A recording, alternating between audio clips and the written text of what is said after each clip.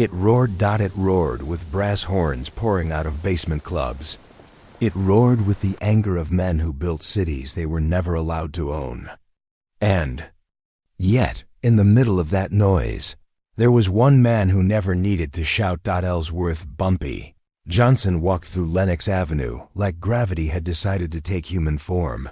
He was not the tallest man in Harlem. He was not the loudest. He did not swagger. He did not posture. His suits were clean but unflashy. His shoes shined but never flamboyant. And his eyes, calm, deliberate, endlessly observant, carried something far more powerful than intimidation. They carried certainty. That certainty was earned the hard way. By 1932, business permits came with humiliation. Loans came with invisible chains. And justice came, if it came at all, slowly, reluctantly, and often only for those who already had it. Bumpy had grown up inside that contradiction. He had learned young that anger, when expressed recklessly, only confirmed the stereotypes. Men in power wanted to believe, but restraint? Restraint unsettled them. Restraint forced them to think, and Bumpy Johnson was a master of restraint. The story that night did not begin with him. It began with a young man named Isaiah Carter, 24 years old, brilliant with numbers, respectful, ambitious, and dangerously hopeful. Isaiah had just secured approval to open a small accounting office on 135th Street. It wasn't glamorous. It wasn't flashy. He had the permits. He had the signatures. What he didn't have was protection from men who believed Harlem should remain dependent. 3 nights before his office opening, uniformed officers arrived without warning. They inspected his location. They found irregularities. They confiscated equipment. They implied connections to criminal bookkeeping, an accusation as vague as it was damaging. Isaiah had done nothing wrong, but innocence. In 1932, Harlem was not always protection. Word traveled quickly. It always did. By midnight, it reached Bumpy Johnson. He did not storm the precinct. He did not threaten anyone. Instead, he asked a simple question. Who signed the inspection order? The answer came quietly. Captain Harold Whitman. Whitman was not known for overt brutality. That was not his style. His weapon was bureaucracy, delays, inspections, technical violations that strangled ambition before it could breathe. Whitman did not hate loudly. He undermined politely, and that made him more dangerous. The next morning, Bumpy dressed in a charcoal suit and walked to the precinct alone. Inside, officers shifted uncomfortably when he entered. Not because he had caused chaos. Because he never did. Chaos could be handled. Composure required. Strategy. Whitman met him with a thin smile. "Mr. Johnson," he said evenly, "what brings you here?" Bumpy removed his gloves carefully, placing them on the desk as if preparing for a chess match. "I came to understand something," Bumpy replied softly. Whitman leaned back. "And what's that?" "How a man with every document approved can suddenly become suspicious." Whitman's smile tightened. "We're protecting the community." Bumpy's eyes held steady. From what? The silence stretched. It was not aggressive. It was patient. And patience, in rooms built on power imbalance, was unsettling. Whitman adjusted papers that didn't need adjusting. "There are concerns," he said vaguely. "Then clarify them," Bumpy answered. The captain shifted tactics. "Perhaps," he suggested, "Mr. Carter associated with the wrong people." Bumpy nodded once. "It is," he agreed. "That's why it deserves fairness." Whitman stood, signaling the conversation was over. "We'll review the case." Bumpy stood as well. "I'm sure you will." He did not threaten. He did not plead. He left. Outside, the winter air felt sharper than usual. Isaiah was waiting across the street, hands trembling slightly. "What did he say?" Isaiah asked. "That he's reviewing," Bumpy replied. Isaiah's shoulders sank. "That means no." And that was the difference. Anger burns fast. Dignity endures. Over the next week, Bumpy did something unexpected. He began gathering documentation. Every signature, every date, every approval. He visited city clerks. He requested duplicate copies. He documented inconsistencies in inspection reports. He consulted attorneys quietly. He spoke with ministers who understood procedure better than rumor. He did not confront. He prepared. Whitman, meanwhile, assumed silence meant surrender. He underestimated the power of a man who understood that justice sometimes required strategy rather than spectacle. Then came Sunday. The Abyssinian Baptist Church was full that morning. Not because of scandal, not because of outrage, because Bumpy had asked Isaiah to stand beside him after service. As congregants gathered in fellowship, Bumpy stepped forward, not to accuse, not to incite, but to inform. He spoke clearly, calmly, without raising his voice. Isaiah Carter followed every law required to open his office. Every document is here. He held up a folder. There has been confusion, so we have clarified it. He looked around the room. We will not assume injustice. We will document it. The congregation murmured. We will not react recklessly. We will respond intelligently. The room grew still, and we will not allow discouragement to decide our future. There was no shouting, no dramatic gestures, just certainty. The next morning, 3 ministers accompanied Isaiah back to the precinct with copies of every document, signed statements, and legal counsel present. Whitman did not expect witnesses. He did not expect preparation, and he certainly did not expect the press. Quietly invited by one of the ministers to observe, Whitman reviewed the documents again. There were no irregularities. There had never been. By afternoon, the confiscated equipment was returned. No apology was issued, but permission was reinstated. Isaiah's office opened 3 days later. The ribbon-cutting ceremony was modest, but the symbolism was enormous. Harlem had witnessed something important. Power had been challenged, not with violence, not with rage, but with discipline. That night, Isaiah approached Bumpy outside the office. I don't know how to thank you, he said. Bumpy adjusted his cuffs. You already did. How? You didn't give up. Isaiah hesitated. Why do they do it? He asked quietly. Bumpy looked down the street, where children played under flickering streetlights. Because some men confuse control with order, he said. And some systems confuse delay with justice. Isaiah nodded slowly. And what do we do? Bumpy's answer was simple. We outlast them. The lesson traveled through Harlem faster than any rumor. Whitman had not been embarrassed publicly. He had not been attacked. He had been outmaneuvered. And that unsettled him, more than confrontation ever could. But injustice rarely retreats quietly. It regroups. Weeks later, another business faced inspection. Then another. Patterns began forming. Whitman had learned from the first encounter. He adjusted tactics. If paperwork couldn't block progress, licensing timelines would. If documentation was airtight, zoning ambiguities would emerge. It became a chess game, and Bumpy understood something critical. This was no longer about Isaiah. It was about precedent. The system was testing whether Harlem's dignity had endurance or expiration. One evening, as Bumpy sat at a small cafe reviewing paperwork, a familiar voice entered the room, smooth, confident, slightly amused. Dutch. Schultz. Unlike Bumpy, Schultz carried an aura of spectacle. He understood performance. He enjoyed being watched. But beneath that exterior was calculation. He took the seat across from Bumpy without invitation. You're making waves, Schultz observed. I prefer progress, Bumpy replied calmly. Schultz smirked. You're challenging city officials without firing a shot. That's creative. Bumpy met his gaze evenly. Violence is easy, he said. Accountability requires patience. Schultz studied him. You think patience wins? I think discipline lasts longer than fear. Schultz leaned back, considering. You're changing how Harlem responds. Harlem deserves stability, Bumpy answered, not chaos. For a moment, the two men, so different in style, so similar in strategic mind, regarded each other with something approaching mutual respect. Be careful, Schultz warned quietly.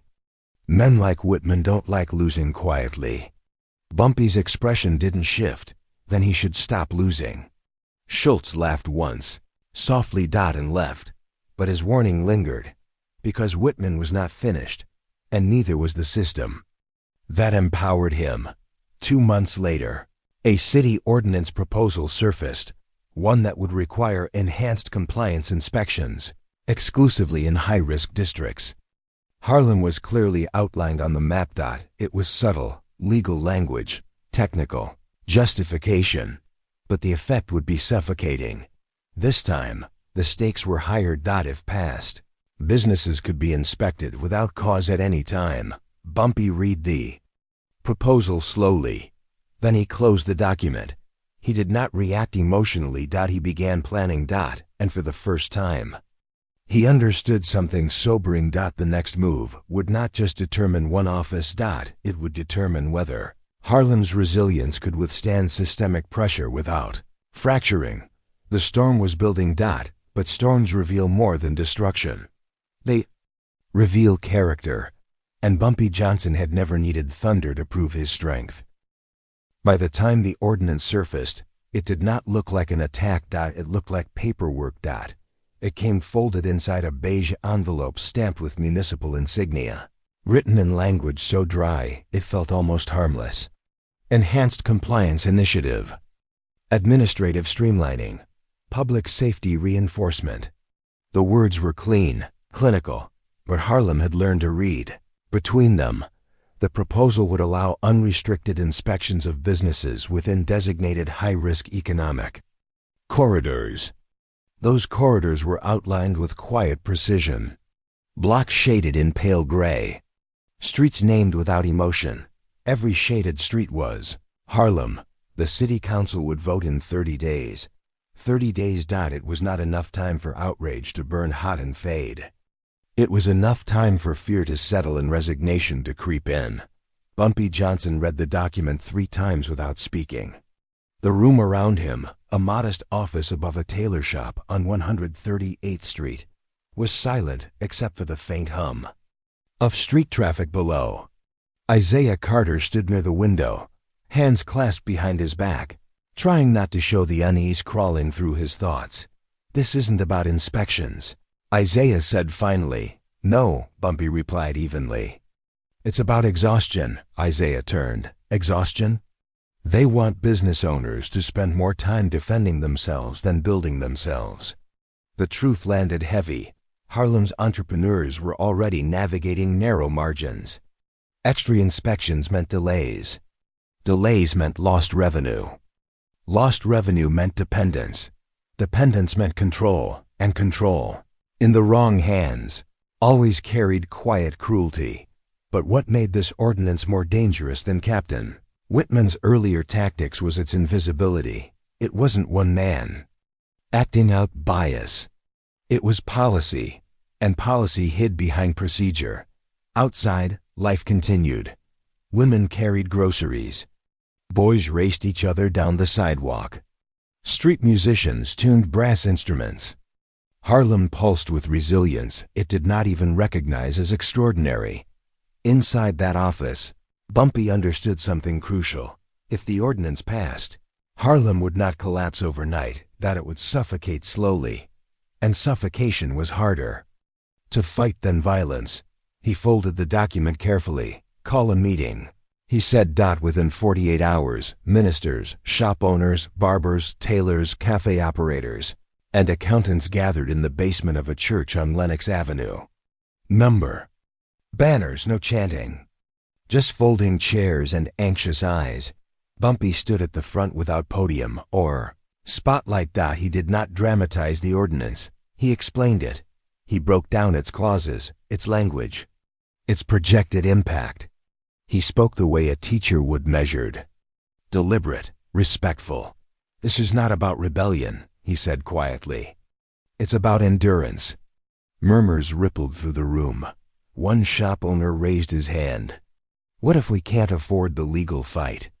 "Then we prepare so well," Bumpy replied, "that we don't need one." Another voice spoke, strained.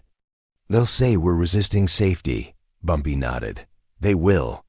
Silence settled, so we show them we are safer than their assumptions.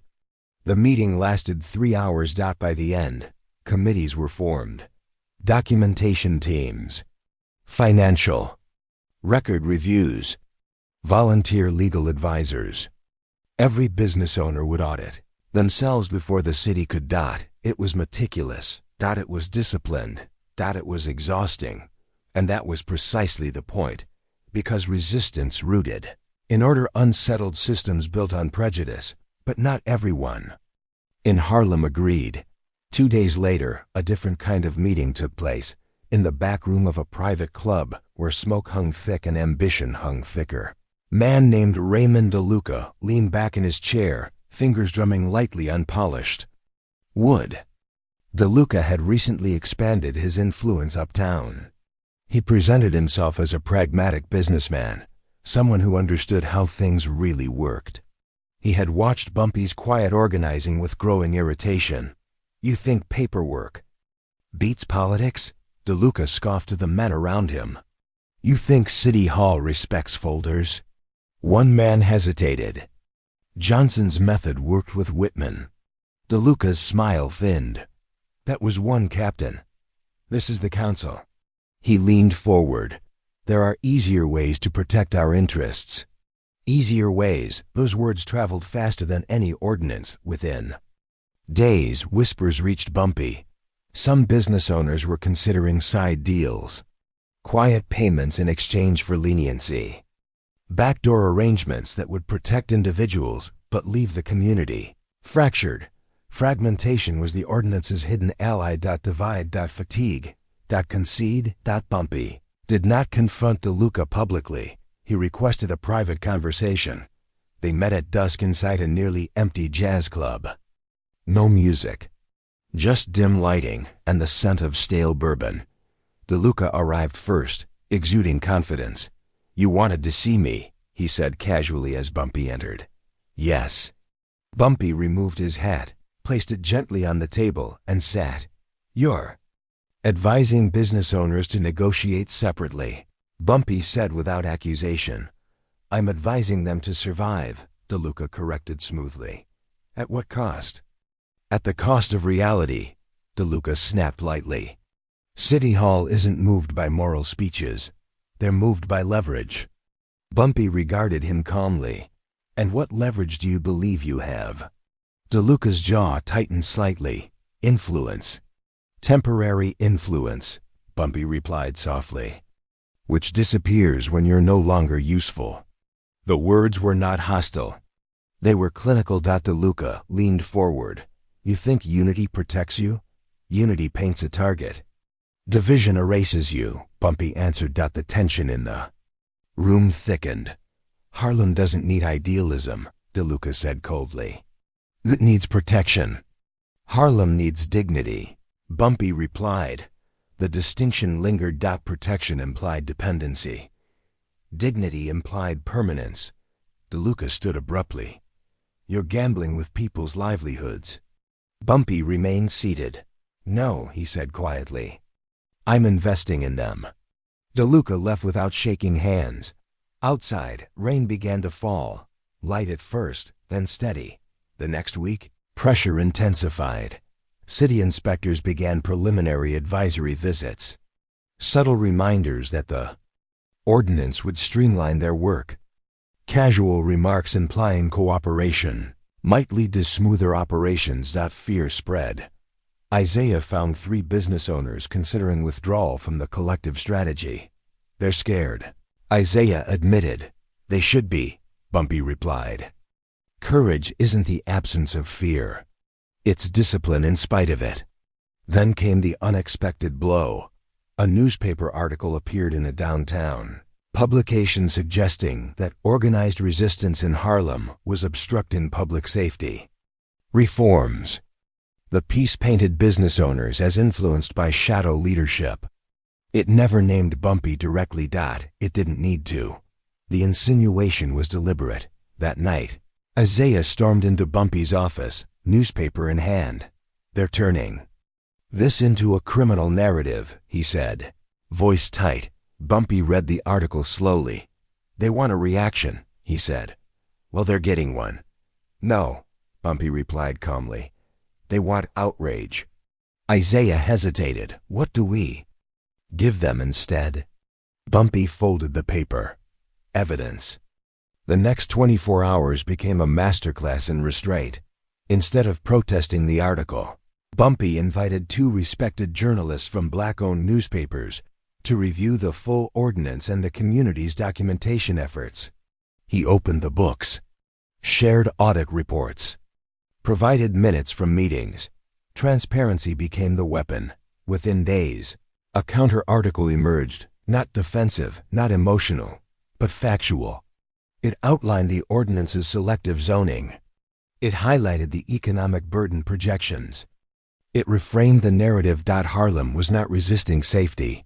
Harlem was protecting fairness. The shift was subtle, but it mattered. City council members began receiving letters not angry, but articulate. Not threatening, but informed. Whitman, watching from his precinct office, felt something unsettling. This was not chaos. This was organization. And organized dignity was harder to dismiss. Still, the vote approached. 2 nights before the council meeting, DeLuca made his final move. He arranged a quiet meeting with one council member known for wavering positions. He offered support, influence, future cooperation. Word of the meeting reached Bumpy hours later. Isaiah looked alarmed. "If DeLuca convinces him, the ordinance passes." Bumpy stood slowly. "Then we remind him who he represents." They did not rush downtown. They did not confront the councilman privately. Instead, the following evening, they hosted an open forum at the church, inviting city representatives. Publicly. Only one attended. The wavering councilman. He arrived expecting confrontation. He found something else. Families. Business owners. Accountants. Presenting projections. Ministers speaking about stewardship. No shouting. No hostility. Just clarity. Then Bumpy stood. He did not attack the ordinance. He told a story. He spoke about Harlem's growth. About children watching their parents build something from nothing. About what it meant to fight discouragement, not with defiance, but with excellence. And then he said one sentence that altered the room. Policy should protect effort, not punish location. Silence followed. The councilman looked around, not at agitators, but at neighbors. At people who wanted partnership, not conflict. The power dynamic shifted, not through pressure, through presence. 2 days later, the vote was called.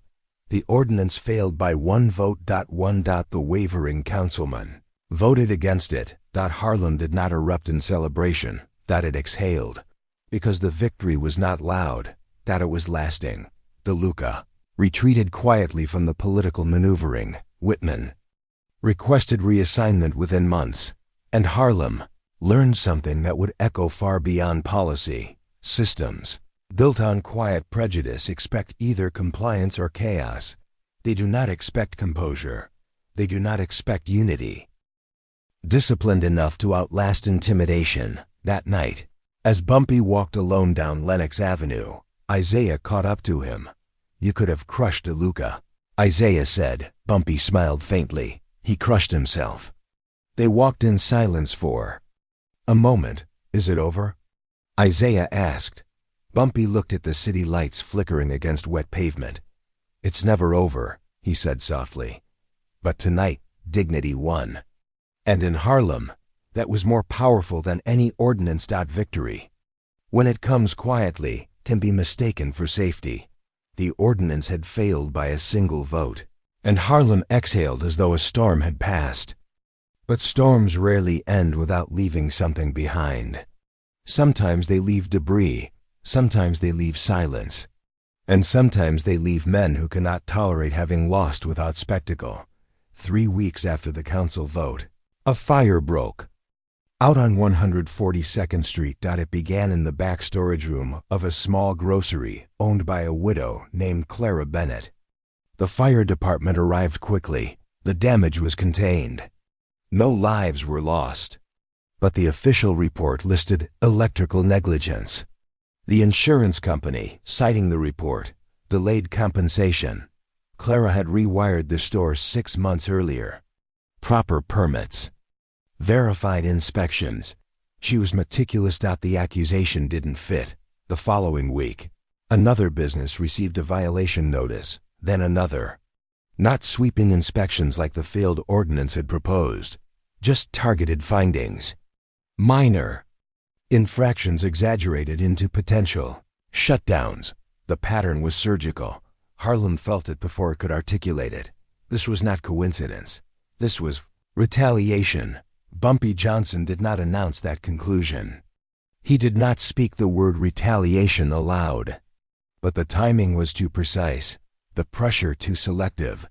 Inside the office above the tailor shop, Isaiah spread out the reports on the desk. "It's not an ordinance," Isaiah said quietly. "It's attrition."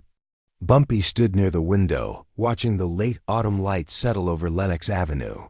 Children were playing stickball in the street. A woman hung laundry from a third-floor window.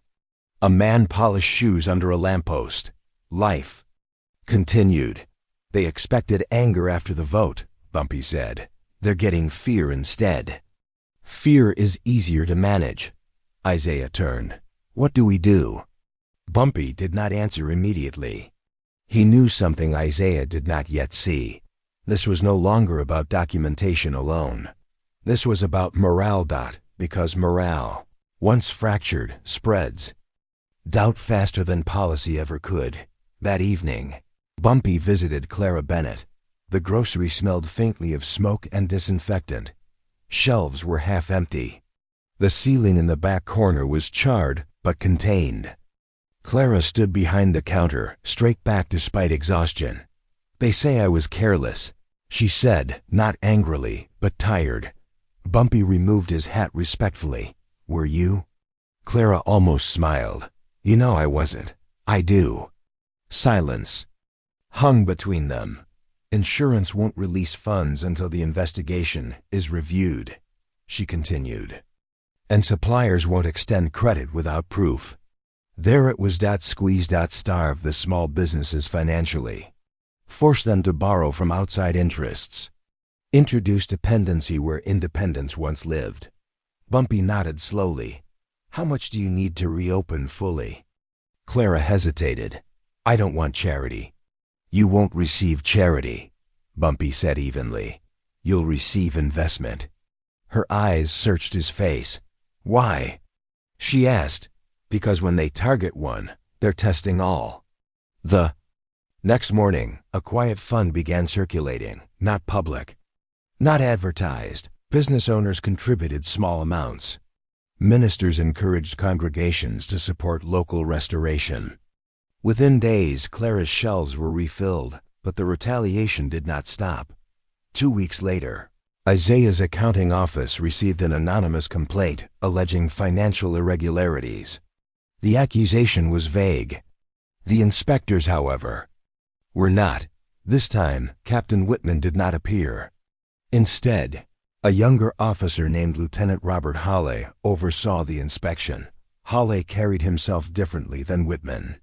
Less condescension, more ambition. He entered Isaiah's office with a calm that felt rehearsed. "We received concerns," Hawley stated, scanning the room.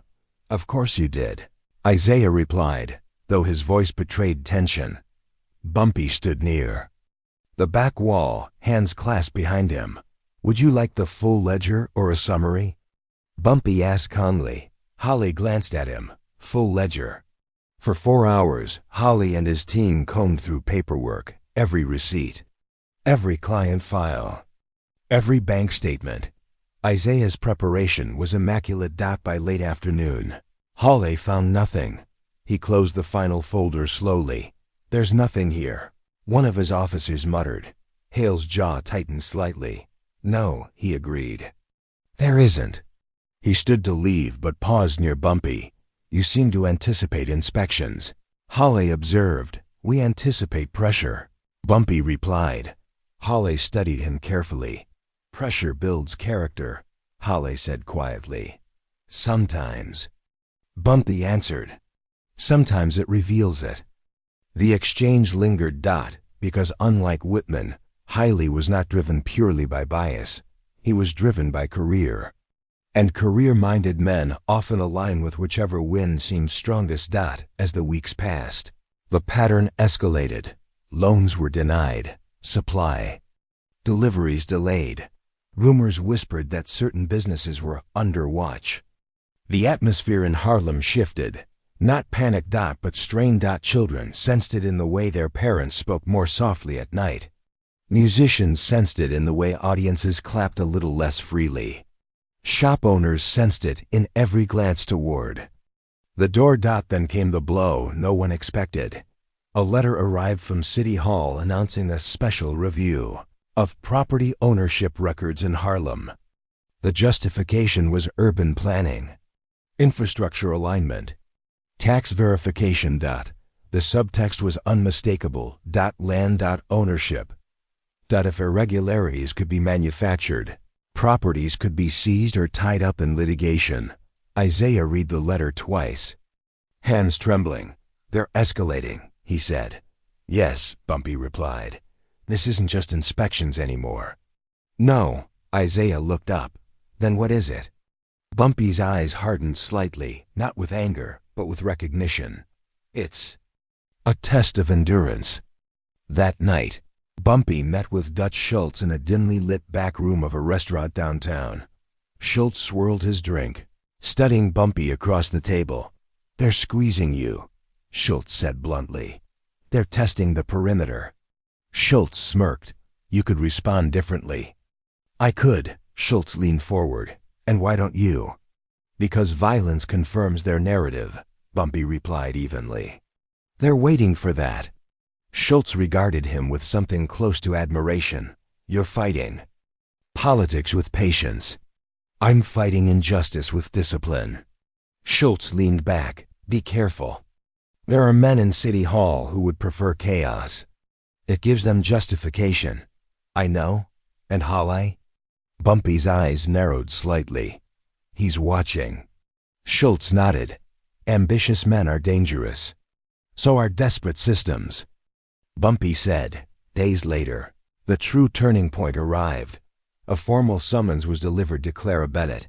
Her property was flagged for zoning inconsistency. The notice required her to appear before a municipal review board. Failure to comply would result in temporary closure. Temporary. Another word that meant permanent for small businesses. Clara arrived at Bumpy's office with the letter in hand. "I can't fight City Hall," she said quietly. "You won't," Bumpy replied. The hearing was scheduled for Thursday morning. The review board expected a routine appearance. A nervous widow. Technical explanations. Perhaps a fine. They did not expect Harlem, not a protest, not shouting. But presence. On Thursday, the hallway outside the review chamber filled with business owners, dressed professionally, silent, composed. Ministers stood beside accountants, barbers beside tailors, Isaiah beside Clara. And at the front, Bumpy Johnson. When Clara was called inside, she did not enter alone. She entered with documentation, photographs, inspection records, electrical certifications, and a neatly typed statement prepared by Isaiah, outlining the timeline of events since the ordinance failed. The board members shifted uneasily. The presentation was calm. Precise. Unemotional. When the chair attempted to interrupt, Bumpy spoke for the first time. "Respectfully," he said softly, "if zoning is the concern, let us review the maps." The maps were produced. The inconsistencies cited in Clara's case were revealed to be identical in 3 other districts. Districts not currently under review. Silence thickened. The board members exchanged glances. Bumpy did not accuse. He did not imply malice. He simply allowed the pattern to reveal itself. And in that exposure, Something shifted. The chair cleared his throat. This matter requires further internal examination. Clara's closure order was suspended, but the true impact was not the suspension. It was the room, because the hallway outside had been filled not with anger, but with witnesses who now understood something vital. They were not isolated. They were organized. As Clara exited the chamber, tears welled in her eyes. They were going to take it, she whispered. Not today, Bumpy replied gently. Outside, Harlem waited. When the doors opened and Clara stepped out unharmed, the exhale rippled like wind through trees. No cheers, just relief. But that relief carried power. Lieutenant Howe, observing quietly from the back of the room, understood something that morning. This was not criminal resistance. This was civic mastery. Later that evening, Howe visited Bumpy privately. You're building something, Howe said. I am. It's not what they expected. No. Howe hesitated. There are discussions happening, he admitted. Higher up. About what? About whether this pressure is worth the scrutiny. Bumpy studied him carefully. And what do you think? Howe paused. I think Harlem isn't what they assumed. Bumpy nodded once. Good. The battle was not finished. It would never fully be. But that night, Harlem slept differently, not because the pressure had disappeared, but because it had survived escalation. Without breaking character, the system had tried intimidation. It had tried attrition. It had tried isolation. And each time, composure met it. As Bumpy walked alone under the dim streetlights, the air felt colder than usual. The city remained uncertain. Politics remained unpredictable. But one truth had crystallized. Injustice depends on fatigue. Dignity depends on endurance. And Harlem, guided by a man who never raised his voice, had just proven it could endure. Power does not collapse when challenged. It recalculates. By the winter of 1933, Harlem had survived pressure that would have fractured most communities. Inspections had intensified. Property reviews had stalled. Insurance claims had delayed. Yet every tactic had been met not with rebellion, but with preparation. Not with fury, but with discipline. And that discipline was beginning to irritate people who were accustomed to compliance. Because systems built on quiet prejudice rely on two predictable outcomes: submission or explosion. They understand how to manage both. They do not understand something steadier. They do not understand composure that refuses to leave. 3 weeks after Clara Bennett's hearing, a rumor began moving through City Hall, soft at first, then confirmed in cautious conversations. A federal infrastructure grant was under review, one that would fund urban redevelopment projects in several districts. One of the districts under consideration was Harlem.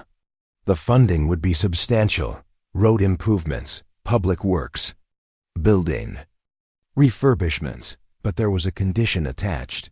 The district had to demonstrate cooperative civic alignment.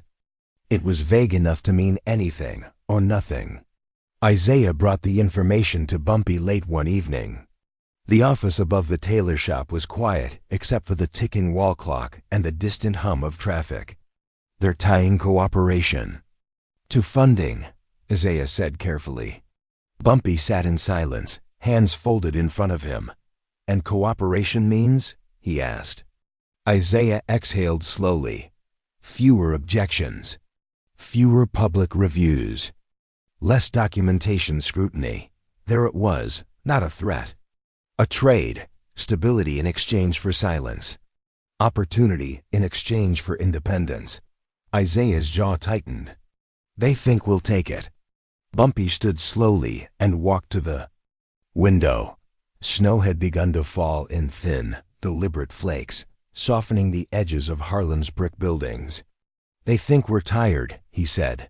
Aren't we? Isaiah asked quietly. Bumpy turned. Tired men accept shortcuts. Disciplined men evaluate them. The next morning, an invitation arrived. Mayor Aldrich requested a private meeting, not in the precinct, not in a review chamber. In City Hall, the message was courteous. The timing was strategic. Bumpy did not respond immediately. He knew meetings like this were rarely about conversation. They were about optics, influence, posture, but he accepted. He did not go alone. He brought no entourage, no spectacle, only Isaiah and a leather folder containing every documented incident from the past 4 months.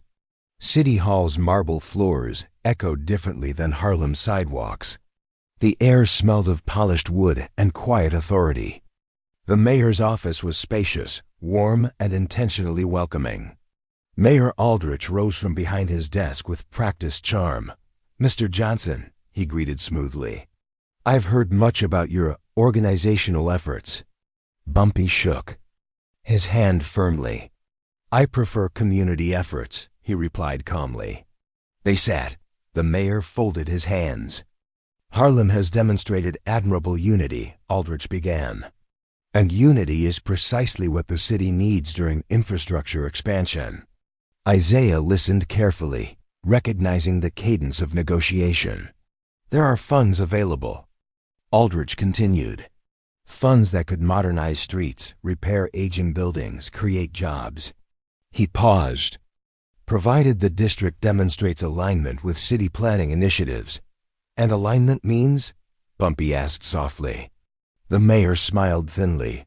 "Less adversarial oversight. Trust in municipal processes." Silence settled. The mayor leaned forward. "Mr. Johnson, constant scrutiny creates tension. Tension discourages investment. And unchecked authority creates injustice," Bumpy replied evenly. The temperature in the room shifted slightly. "We're offering progress," Aldrich said. "In exchange for what?" Bumpy asked. The mayor did not answer directly. "Cooperation." The word lingered.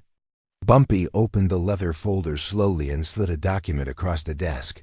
It was a timeline. Each inspection, each violation, each selective review. "Cooperation requires reciprocity," Bumpy said calmly. "These events suggest imbalance." Aldrich glanced at the pages but did not study them closely. "Municipal oversight is standard practice.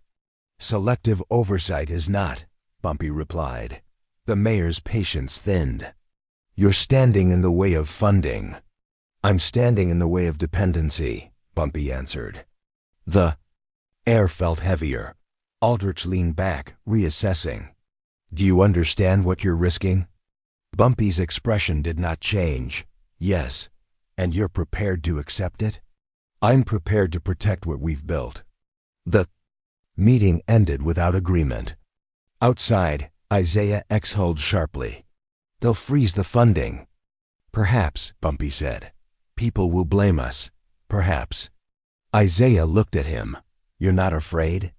Bumpy stopped on the marble steps and looked out over the city. "Fear is loud," he said quietly. "Principle is steady." Within days, news spread. The infrastructure grant would be allocated to another district. Harlem was not currently aligned.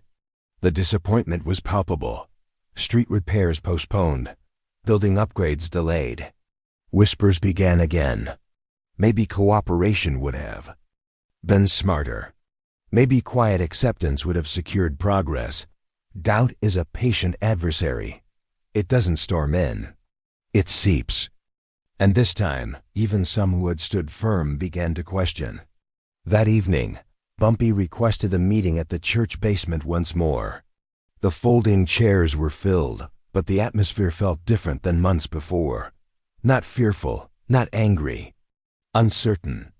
Bumpy stood at the front without notes. "We were offered funding," he began calmly. "In exchange for silence," murmurs rippled. "We declined." The murmurs grew louder. One shop owner stood. "My roof leaks," he said bluntly. That money would have fixed it. Bumpy nodded. "Yes."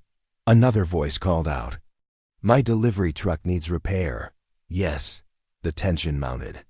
"And what did we protect instead?" someone asked sharply. Bumpy let the question hang in the air. Then he spoke. We protected leverage. The room quieted slightly. If we accept conditional funding once, he continued, it becomes precedent. Next time the condition will be heavier. Then heavier still. He looked around the room. Deliberately. They are testing whether our unity is situational or structural. Silence deepened. We can rebuild roofs, he said softly. We cannot easily rebuild independence once traded. The words did not ignite applause. They planted something slower, understanding, but doubt still lingered, and doubt needed resolution. It arrived sooner than anyone expected. 2 weeks later, an investigative journalist from a major city paper published a report revealing irregularities in how redevelopment funds had been distributed. The favored district, the one that received Harlem's allocation, had financial ties to several council members. The article did not mention Harlem directly, but the implication was unmistakable. Funding had not been about cooperation. It had been about convenience. City Hall reacted quickly. Damage control began. Mayor Aldrich scheduled a press conference announcing a review of allocation procedures.